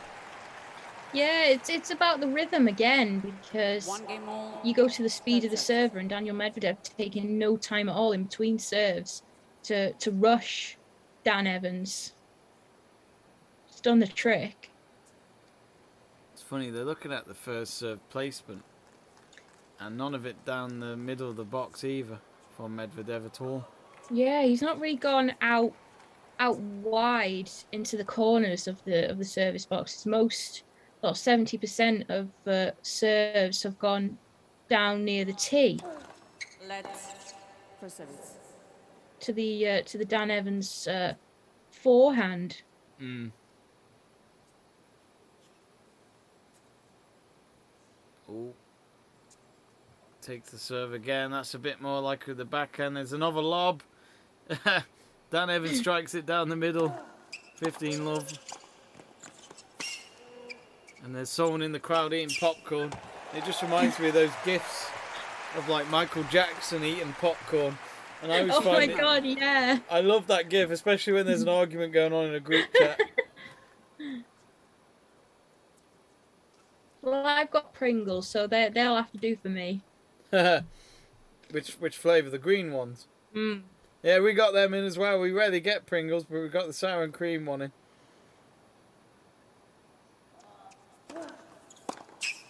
Oh, 15-all, I think. Evans with 21 winners. Medvedev has 32. How's Schwartzman getting on in his match? Because they were in the final set when we last found out. Let's have a look. He's 3-love down. 3-love down? Oh dear. Yeah. You kind of hate that, don't you, when they make it go to a fifth set, but then they completely bottle it in the final set. Having said that, he's just won his service game, so he's now 1-3 down. Oh, he's got a lot to do then if he's going to stay at the US Open for another day. This match is currently 1 hour and 25 minutes. So I'm sure Medvedev was hoping to get this done within 2 hours. But Dan Evans has been a lot more competitive since the first set. Like, his level has risen since it the has, first set. Yeah. That first set just went so quickly. Oh, and Evans has struck the net. And he's got a break point against him. In only his second service game of this set. So Evans' break points is he's only had 1 out of 2 won at 50%. So break point here for Medvedev at 15.40. Oh, not a bad serve, but what a return from Medvedev. Body language from Evans is quite negative though. Like if you look into it from like a psychological point of view, his body language is very negative. His head's down in his hands. He doesn't look confident. I just think he's being too over the top. I just think as you said, I think he's thinking too much about it. Yeah, I mean, when you're up against someone as good as Medvedev, you're bound to be feeling as stressed and uncomfortable as this. Absolutely.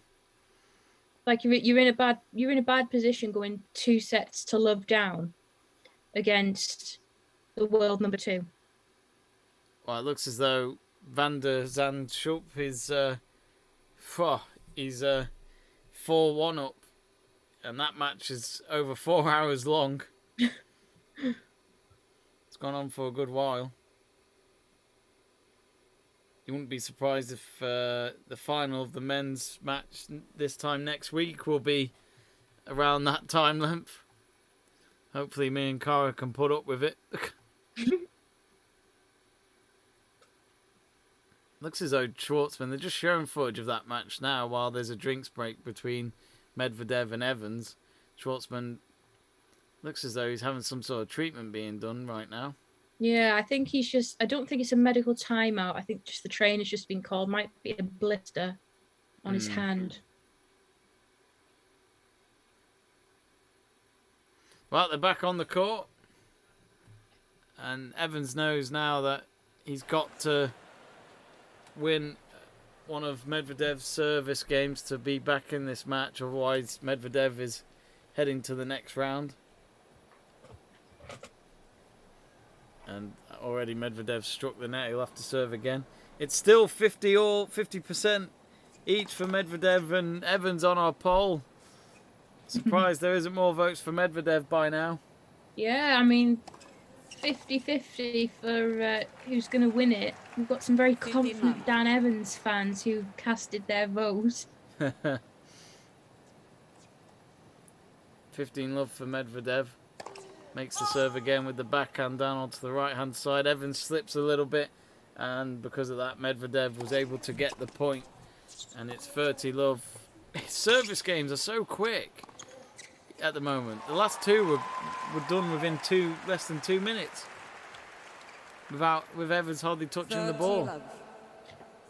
I've not watched that many men's matches in the US Open so far. I've mostly been concentrating on the women's.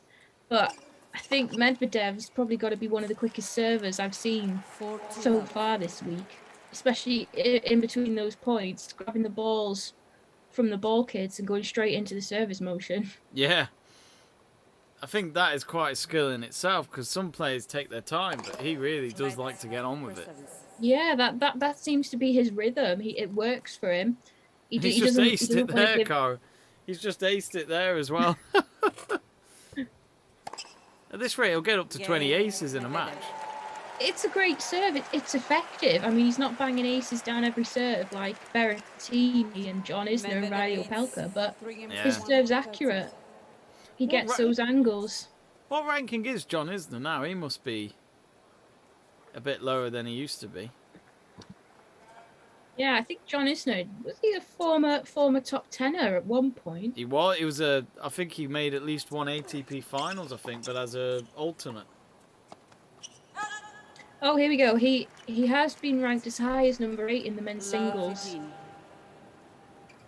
Pretty impressive for an old-fashioned player. Because let's be honest, serve and volley is not really the way to go anymore. Yeah, I mean, even the grass courts are getting slower. Yeah. Well, quicker. 15 all. Evans gets a point back on his service game.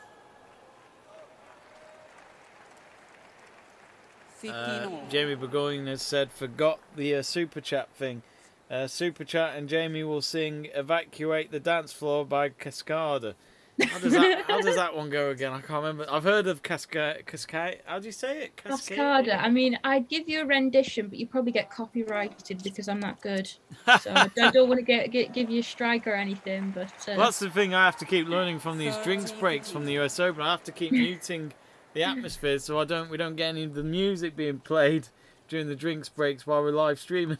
A good tune though. Evacuate the dance floor. That's when everybody thought like Clubland was the in thing, and people were thinking that was, you know, hardcore dance music that you hear out in the clubs. Brilliant. I mean, Dan Evans, good serve down the middle to try and win this game, and he does so. That's an important win there for Evans. 3-2, he's down now, but it keeps him going, because I think if Medvedev had broken his serve there, I think we'd have been well and truly heading towards the end of this match. But Medvedev still a serve game ahead. Medvedev leads 3-2. Yeah, I mean, even though Dan Evans is a breaker serve down, aside from the service game he lost, he has won his last 2 service games pretty comfortably. One to 40 love, and the other one to 40-15. One thing they're just showing a slow-mo replay of, I think it's Dan Evans' left wrist, and I didn't realise. I knew he had a tattoo, but it's a Jesus. It looks like a Jesus Christ kind of tattoo with a saying on it. But yeah, I think is it a Greek god? I think it is, with a quote or a bit of text underneath it. He's not religious, is he? I don't know. I don't think so. They're showing a good slow-mo of a one-handed catch from one of the ball boys. Good catch. Well, I hope the fans are enjoying the tennis today. They saw the last match being a bit one-sided. This one's looking to be a bit one-sided. That last match though against Halep and the newly crowned bronze medalist at the Tokyo 2020 Games, Alina Svitolina. It's just so nice to see Simona Halep back on the court, because she obviously couldn't come back to Wimbledon this year and defend the title that she won in 2019, beating Serena in that final. So she's had her injury worries this year, and it's just really nice to see her back on court. Which play is that? Sorry, Cara, I missed that. Simona Halep. It's just nice to see her back on the court again. Yeah, Halep is. She's how many Grand Slams? She's only won the one, hasn't she? Because she has won one Grand Slam. I'm sure of it. She's won 2. I think she won she's 2. Won 2. Oh, Medvedev. Oh, great shot down the right-hand side. Greg says, sorry, Evans is going out on straight sets. Crystal says, push that dollar button, someone. It has been too long since Jamie has sang a bit. No. No, God, no. Maybe it should be Cara, because Cara's, she's new. Yeah, but I'll just get you copyrighted and you'll lose money. Yeah, good point. You'll never be able to show the stream again.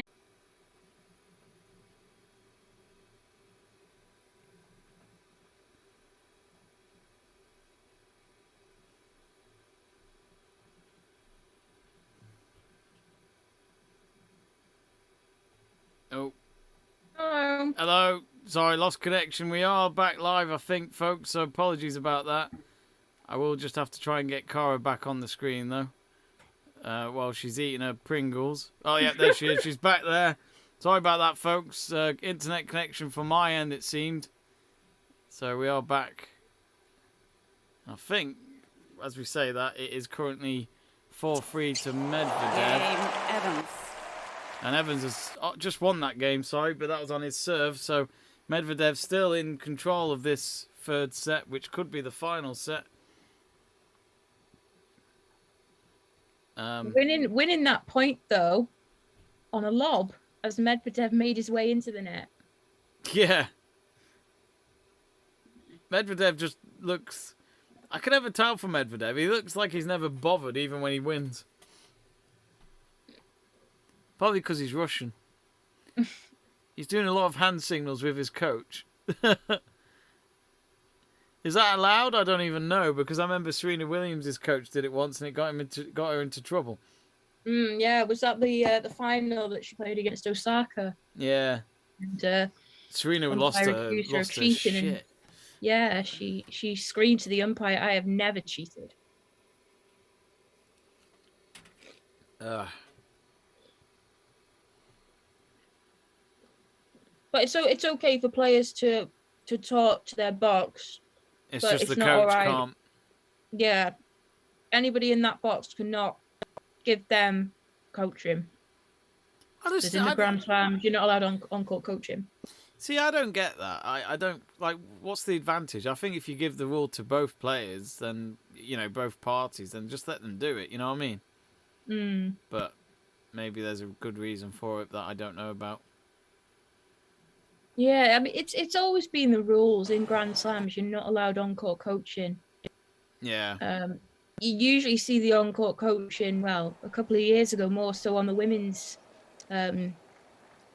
tournaments outside of the Grand Slams. You usually see coaches run on to give female players advice, and then more recently, in some of the tournaments, the players get headsets and they can talk to presenters and commentators throughout the match, and just to make it a bit more interesting.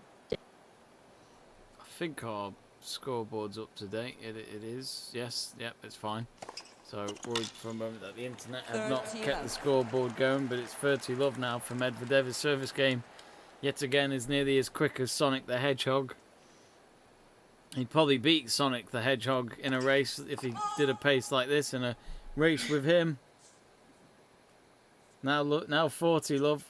Medvedev clearly just wants to go back to the hotel, have a few beers, and enjoy the rest of his time off until the next match. I'd love to know, like, when they can have, like, a piece of cake or a biscuit or something like that. I'd love to know how strict it is for someone like Medvedev during a Grand Slam. I mean, there's nothing of him. Yeah, like, it's like if you've been on this strict diet to keep your peak fitness, and keep that muscle memory. It's like as soon as you eat, like, something bad, e.g. Pringles, cake, does Medvedev, like, literally just put all the weight back on because his body's not used to it. Oh, Medvedev on the net, and he's got that one. And this could be the last game because Evans is serving to stay in the match, and he's already loved 15 down. Jamie Burgoyne says Seb True literally lives in a 200-mile wide block of snow, and his internet is miles better. That's a lie, Burgoyne, and you know it. I blame my parents. They're the ones that pay for it. Oh, Medvedev now love 30 up. Dan Evans does look like I'm not going to say a broken soul, but like a defeated soul. I think he is just playing to see what he can do now, but I think he knows. Yeah, he's coming into the net a lot more, isn't he? Yeah. I think he's trying to end things those points quickly. Yeah, I think he's just trying to try things out because he knows he's lost and he's just going to do anything now. Yeah, and if it works, then stick to it. But at the moment, it's not quite coming off the racket.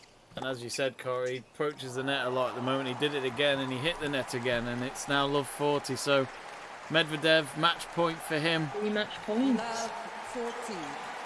Should get it from here. There's a bit of a crowd cheer before the point will be made. Dan Evans hits the net first on his first service.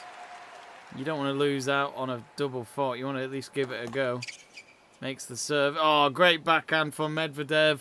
No problem. And Medvedev, I'll say this now, the man is on a mission. His service game said it all. Dan Evans and Medvedev, their first ever meeting together, ends in a washout pretty much for Mr. Medvedev. He wins 6-3, 6-4, 6-3 in this fourth round match. And that pretty much means that Britain's existence in the men's singles is done for another year at the US Open. It's all down to Emma Raducanu. No pressure, love, but hopefully she can bring up the goods tomorrow in her match. But Kara, your first thoughts on the match? I felt like first set all Medvedev, second set it got a bit more lively, but then Medvedev's service game in that final set was just on another level. Yeah, Medvedev didn't allow Dan Evans to get into that one. The quick service games, The lobs sort of worked out a little bit, but it was an interesting match. The first meeting, I expected maybe Dan Evans to maybe have pushed him a little bit in that first set. Didn't quite happen. Pushed him a little bit in the second set and then just dropped off in the third. He's had a good tournament though. He has. He hasn't got this far in the US Open before. The furthest was the third round. He's gone one better though, and I think he'll be. He won't be happy right now, but at the end of the day, it's progress. Yeah, look. Right now, he's probably annoyed, but I think give him a couple of days to kind of take in that he has gone one better than all of his previous attempts at the US Open. He should be happy with that. He's getting extra points for getting here, extra prize money, so that's a positive for Dan Evans. Well, I just saw Dan Evans leave the court straight away, and someone did ask for a selfie with him, which was brave, because the one thing I've learned about athletes when they've lost, you just don't go near them. And I don't think... I'd say probably the worst person to do that to is Venus Williams, because I was in Birmingham a couple of years ago and she lost a match there. She didn't come straight to press afterwards, but when she eventually did, she just wasn't up for answering any questions. No. She really wanted to get out of there. Yeah, I think there's nothing wrong in asking them a question if they do attend the press conference, but be careful what you ask. Even a very simple question could sometimes pee them off. But yeah, that guy then was brave to ask Dan Evans. You could tell from his face, he did a quick... Well, he tried to smile, but, you know, I don't think he'd be in any good mood. But luckily for the fan, he still got the selfie that he wished for. May not look great in the photo, but it's better than nothing. Medvedev just talking to the press after winning there. Anyway, we're going to wrap it up there, I think, folks, because, of course, tomorrow we got to save... Me and Carl got to go to bed now. We've got to save our energy for tomorrow for Raducanu, who will, of course, play her round of 16 match with Shelby Rogers. It'll be a big game because, of course, Shelby Rogers is American, so the crowd will most likely be on her side, so Raducanu up against it, but I'm sure at the same time she won't feel much pressure again because she, of course, will be expected to be the second favourite going into it. Your thoughts ahead of it, Cara, are you excited? Very excited. It's going to be interesting to see how Raducanu copes with the crowd, because so far she kind of made her statement at Wimbledon with a home crowd, her second ever Grand Slam, and she's got to this stage and she's now facing an American. I think she won't just be having to tough it out against Shelby Rogers. She's going to be up against the crowd as well. So it's going to be interesting to see how she deals with that. And it's going to be interesting to see what court that they're put on. Funny enough, Crystal has just said, Cara, you truly are a delight, but she's also put the US emoji flag on. I can't stand for that, Crystal. Great Britain are going to kick their ass tomorrow. We hope.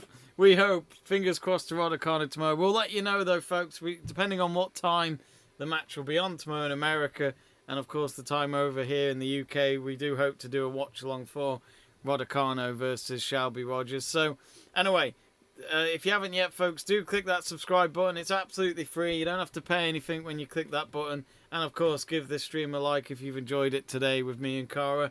And, of course, double like there from Cara. 2 thumbs up.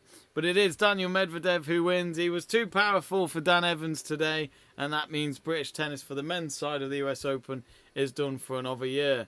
Anyway, my thanks to Cara and to you lot at home for watching. We'll see you next time here on Let's Talk Sport. Thank you and good night.